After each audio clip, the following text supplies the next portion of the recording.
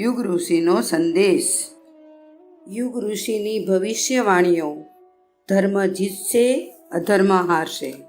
દીવો જ્યારે ઓલાવવાનો હોય છે ત્યારે તે જોરથી સળગે છે. પ્રાણી જ્યારે મરવાનું હોય છે ત્યારે એકવાર ખૂબ જોરથી શ્વાસ લે છે.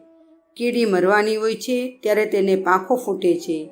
એ જ રીતે પાપ પણ તેના અંત સમયે વિકરાળ રૂપ ધારણ કરે છે. યુગ પરિવર્તનના સંધિકાળમાં પાપનું એટલું પ્રચંડ, ઉગ્ર અને ભયંકર રૂપ દેખાશે કે એવું તો સેંકડો વર્ષોમાંય સાંભળવા ન મળ્યું હોય. દુષ્ટતા છેલ્લી કક્ષાએ પહોંચી જશે.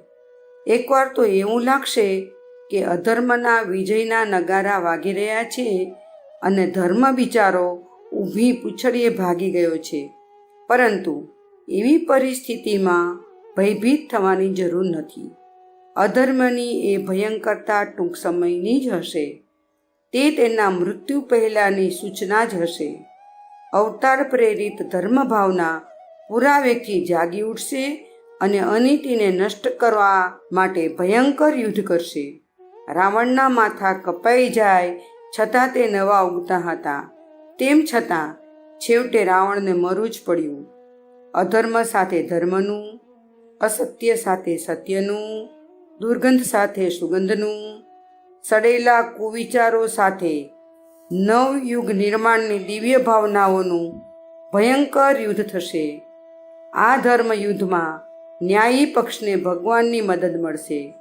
કૌરવોની વિશાળ સેના સામે પાંડવોનું નાનકડું સૈન્ય તથા રાવણની અસુરોની વિશાળ સેના સામે રામનું વાનરોનું નાનકડું સૈન્ય વિજયી બન્યું હતું. અધર્મ તથા અનીતિની વિશ્વવ્યાપી મહાશક્તિની તુલનામાં સતયુગના નિર્માતાઓનું સૈન્ય નાનકડું જણાશે.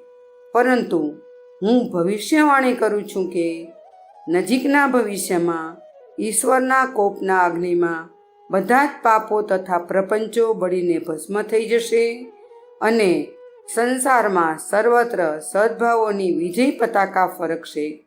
અખંડ જ્યોતિ, જાન્યુઆરી 1943, પેજ નંબર 16, સંદર્ભ ગ્રંથ યુગ ઋષિનો સંદેશ.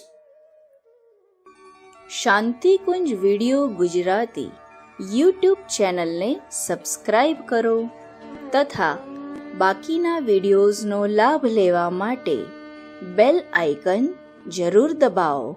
ધન્યવાદ.